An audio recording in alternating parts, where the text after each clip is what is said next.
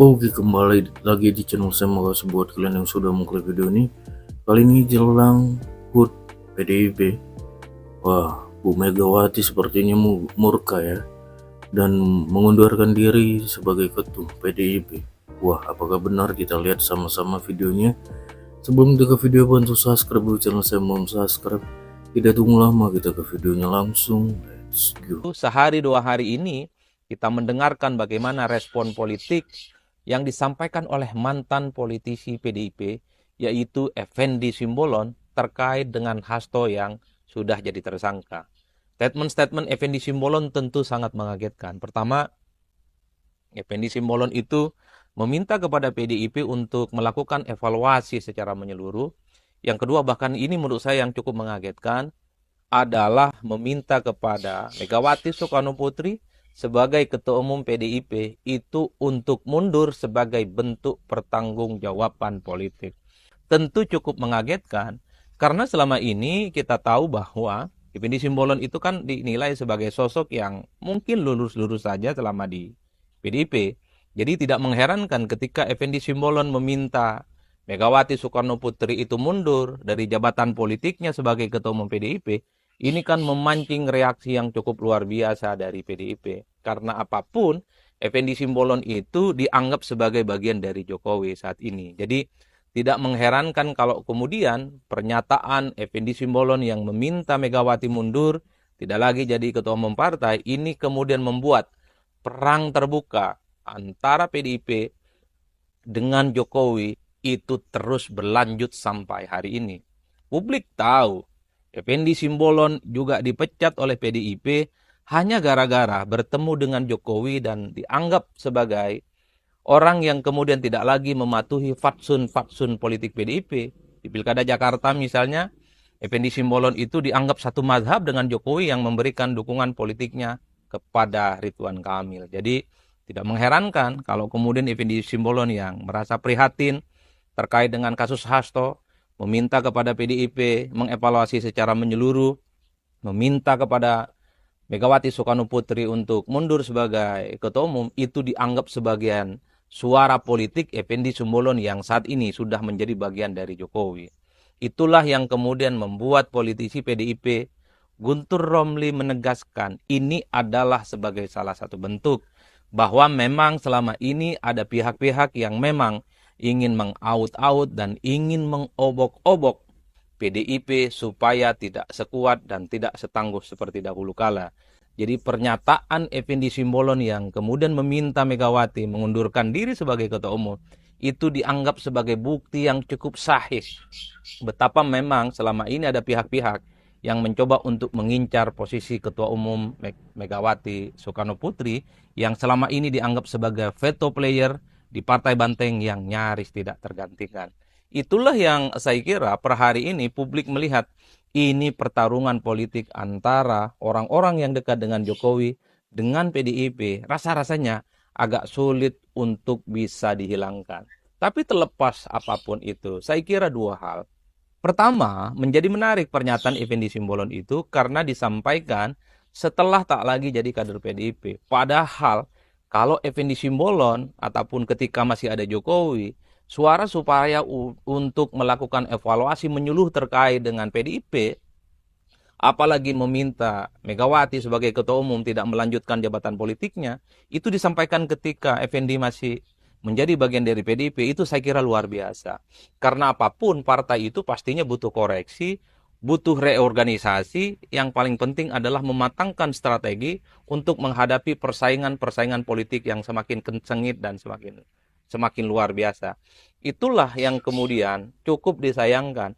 Andai pernyataan Effendi Simbolon itu disampaikan ketika dirinya masih sebagai kader PDIP, saya kira itu akan mantap.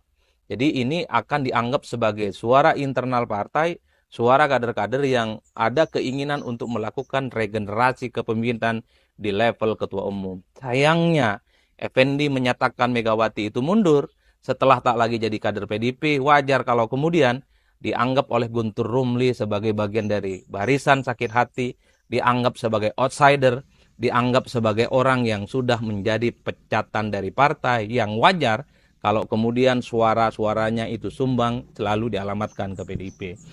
Itu yang pertama. Jadi ini terkait dengan apa yang disampaikan oleh Effendi yang saat ini bukan lagi kader PDIP. Sayang betul memang kalau keinginan PDIP itu evaluasi secara menyeluruh terkait dengan posisi ketua umum mereka disampaikan ketika masih kader, saya kira ini akan menjadi sesuatu yang sangat menggembarkan. Nah, Adi Prayitno, wah, saya suka sekali dengan Pak Adi Prayitno ini. Jadi pengamat yang enak sekali kalau beliau ngomong itu didengarkannya ya. Susunan narasi yang disampaikannya itu sejuk sekali. Tidak provokatif ya, tetapi substansinya kena. Kalau Rocky itu kan provokatif penyampaian narasinya, meskipun enak juga sama. Dan menyebalkan, enak dan menyebalkan. Susunan kalimatnya rapih, enak, tapi menyebalkan. Kalau Adi Prayitno susunan kalimatnya rapih, substansinya kena, dan tidak menyebalkan. Itu bedanya tuh. Sama-sama pengamat, tapi Rocky itu sudah jadi politisi sih menurut saya ya. Meskipun kalau diundang di berbagai acara televisi selalu dilabeli dengan pengamat politik, pengamat politik, pengamat politik. Bagi saya itu sudah jadi politisi meskipun bukan kader partai. Nah, kalau Adi Prayitno itu benar-benar pengamat politik. Apakah kita sebagai rakyat pinggiran boleh berkomentar gak kira-kira persoalan partai politik? Boleh-boleh saja menurut saya. Punya hak kita. Katakanlah kita pengamat kecil-kecilan. Kan Adi Prayitno itu pengamat besar-besaran. Nah, kita kan pengamat kecil-kecilan yang ada di pelosok daerah ini nih ya. Kita juga mengharapkan sesungguhnya partai politik semuanya, bukan hanya PDIP, itu ada wajah baru. Jadi bukan hanya itu aja. Supaya mau bagaimanapun partai politik itu kan yang menentukan arah bangsa ke depan, yang mengendalikan republik ini, partai politik. Mau tidak mau, suka tidak suka, kita melihat partai politik, ya kita tetap harus ikut aturan. Kalau mau berkontribusi di dalam urusan membangun negeri, ya harus mengamati sepak terjang partai politik. Kalau mampu, kalau siap masuk, gitu loh ya. Kalau mampu, kalau siap masuk. Kalau tak mampu, kalau tak siap, ya kita harus tetap cek jalannya partai politik itu. Sebagai mereka kan banyak anggota dewannya mewakili kita. Nah, kita perlu dong tahu aktivitas mereka, cita-cita mereka, kontribusi mereka terhadap negara ini, kan itu ya.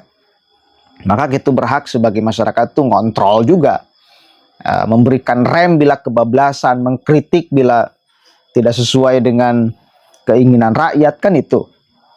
Sekali lagi, kita sebagai rakyat pinggiran, pengamat kecil-kecilan, menginginkan untuk semua partai politik ini merubah wajahnya, bukan hanya itu aja. Biar tahu. Yang sampai saat ini udah kelihatan dirubah terus wajahnya kan Golkar. Golkar itu ikonnya rubah-rubah, tokohnya banyak tuh kalau di Golkar. Kalau PDIP ya cuma itu aja, Megawati. PKB ya Caimin. Ada kongres, ya proses penggantian ketua umum, tapi nggak diganti-ganti kan. Gerindra Prabowo aja. Bagi saya Nasdem Surya Paloh, apakah tak ada wajah yang lain gitu loh? Apakah tak perlu regenerasi? Bagi saya harus dirubah wajah partai politik itu. Jadi bukan hanya itu aja. Kita sebagai masyarakat punya hak untuk bersuara seperti ini. Sekarang kan maju menjelang kongres PDIP kursinya digoyang. Kursi kepemimpinan Megawati. Apalagi sekarang dipantik oleh Effendi Simbolon, mantan kader partai PDIP yang meminta sebagai bentuk pertanggungjawaban itu mundur dari kursi ketua umum partai PDIP karena ada kasus Hasto itu tuh. Dan itu memantik reaksi amukan dari kader-kader partai. Sesungguhnya pengamat-pengamat politik itu ya seneng-seneng aja. Maksudnya ayo dong ada pergantian dong, ada regenerasi dong gitu loh. Partai politik kan mesti mencerminkan demokrasi, kan diulang-ulang di mana-mana, diajarkan demokrasi, demokrasi, demokrasi, demokrasi. Kita negara demokrasi. Partai politiknya tak pernah ganti ketua umum. Ini kan menjadi pertanyaan besar bagi kita, ini demokrasinya dari mana? Begitu, saudara. Ya, hal kecil untuk mendidik demokrasi itu ya dari partai politik. Ada nggak demokrasi di dalam tubuh partai politik? Atau sudah tak ada? Itu logika sederhana saya sebagai masyarakat pinggiran. Begitu. Tapi Ibu Mega itu, wah, nantang tuh. Silakan, siapa yang mau ganggu partai saya? Digoyang sedikit, ngamuk kan. Aduh. Mudah-mudahan Ibu Megawati tetap jadi ketua umum atau diganti. Ya, silakanlah. Rasa-rasanya susah ya. Padahal kader PDIP itu udah punya wajah yang hebat kemarin, Pak Jokowi. Tapi ya sayang, seribu sayang, ada wajah baru di PDIP, kader yang potensial sangat bagus untuk membuat maju partainya, tapi ya dibuang. Mau bagaimana? Susah. Ada kadernya yang melampaui ketua umumnya langsung dibuang, takut kesaingan. Ini apakah sikap demokratis? Apakah bentuk demokrasi? Ya, saya kira bukan itu. Bentuk otoriter di dalam partai politik justru. Dan semuanya, bukan hanya ngomong Jokowi. Kalau ada kader pada partai politik yang melampaui kecerdasannya, jaringannya, dan lain sebagainya dari ketua umumnya, itu mestinya mendapatkan apresiasi, harusnya mendapatkan reward, penghargaan ya, bukan mendapatkan punishment, bahkan dipecat, ya kan? Mau bagaimana kita rakyat menilai hal-hal seperti ini? Macam apa ini didikannya kepada masyarakat urusan demokrasi? Yes lah, mudah-mudahan ada manfaatnya. Assalamualaikum warahmatullahi wabarakatuh. Oke, video gimana menurut kalian, dan sampai bertemu di video saya selanjutnya. Bur.